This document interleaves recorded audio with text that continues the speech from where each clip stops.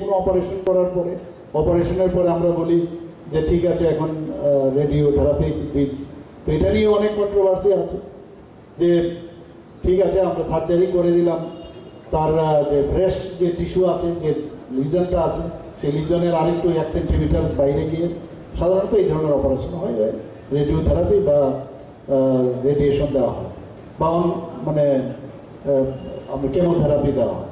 এটা নিয়ে অনেক জায়গায় বলে আগে কেমো দেবে নাকি সার্জারি করবে, তো ডিপেন্ড করে তার স্টেজের উপর কি স্টেজে আছে, কারণ রিস্ক নিতে চায় না।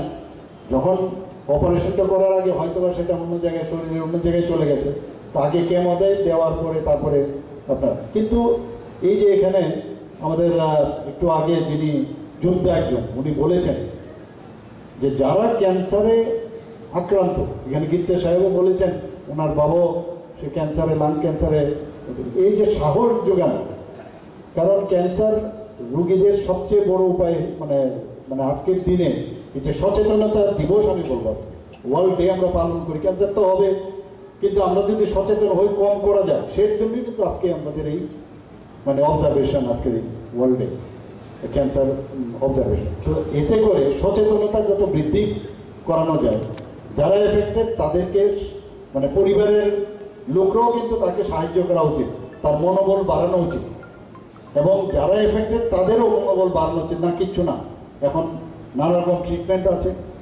সেই ট্রিটমেন্টে সেটা ভালো হবে না, নিশ্চিত থাকুক। তো সেটাতে প্রায় অর্ধেকের উপরে ভালো হয়ে যাবে পেশেন্ট।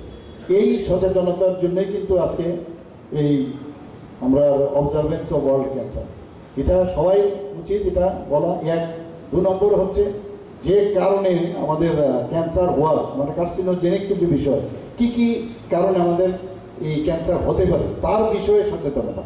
অনেকে আছে, আমি মনে হয় একটা পেশেন্টকে প্রায় 4 ঘন্টা 5 ঘন্টা অপারেশন করে এখান থেকে আমি পাঠিয়েছি, তার মেন্ডিবুলেক্টমি আর তার প্যাচ মেজর গ্রাফট করে তারপরে দেওয়া হয়েছে, তার ডিপি ফ্ল্যাপও দেওয়া হয়েছিল। এরপর দেখা গেল কি প্রায় মানে 5 ইয়ার্সের পরে সে একবার 5 ইয়ার্স ইন বিটুইন সে এসেছিল, আসার পরে আমি দেখি ওর মুখের ভিতরে আমাকে মানে চেক আপের জন্য এসে মুখে দেখলাম সেই পান আর সুপুরি।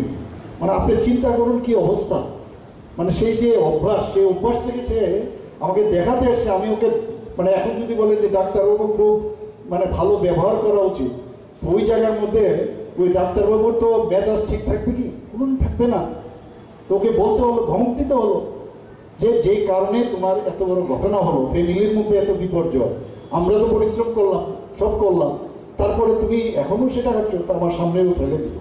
এই যে স্মোকিং, আমাদের টবেকো, বিভিন্ন ধরনের টবেকো, সেইগুলোর থেকে আমরা দূরে থাকা, মদ্যপান না করা, কিন্তু তারপরও সব জানিয়ে শুনেও আমরা কিন্তু সেটা করি। আমরা বলি ঠিকই, সচেতন থাকি, কিন্তু আমরা আবার সেটা বলি। এর জন্যই আজকের দিনটা কিন্তু আমাদের সেই জিনিসগুলো বলবে আমরা কী কী জিনিস থেকে আমরা দূরে থাকবো। আমি একটা মানে প্রপার স্টাডি আমার নেই, কিন্তু আমি খবর পেয়েছি যে বেশিরভাগ লোক আমরা বলি যে সবুজ বিপ্লব হয়েছে, সবুজ বিপ্লব কোথায়? পাঞ্জাব হরিয়ানাতে। কিন্তু বেশিরভাগ লোক দেখা গেছে যারা পাঞ্জাব এবং হরিয়ানার মধ্যে বেশ পরিমাণে লোক সেই ক্যান্সারে আক্রান্ত। Subscribe to Tripura Info and press the bell icon so that you never miss any latest updates and news on Tripura.